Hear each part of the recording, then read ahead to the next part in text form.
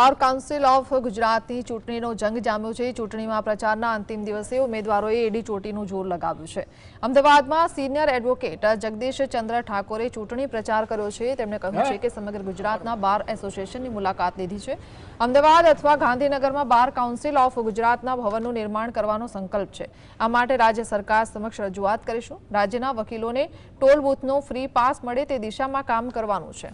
બાર અને બેન્ચ વચ્ચેના સંબંધ માટે વિશેષ સંકલન કરીશું।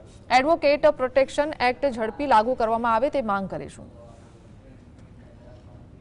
2021 થી 2025 એ 5 વર્ષની વકીલાતવાળા જે જુનિયર એડવોકેટ્સ હોય એમના માટે ઓફિસ ખરીદવા, અગર તો ઓફિસ ભાડે રાખવા, એમને ફર્નિચર વસાવવા, કોમ્પ્યુટર વસાવવા, પુસ્તકો લાવવા, આ એક વગર વ્યાજની લોન અથવા તો ઓછા વ્યાજની લોન એમને મળે એ માટે સરકારે એક બેંકોની અંદર પરિપત્ર કરી અને આ આર્થિક રીતે પગભર થાય જુનિયર એડવોકેટ્સ એના માટે પણ આ આયોજન થવું જોઈએ।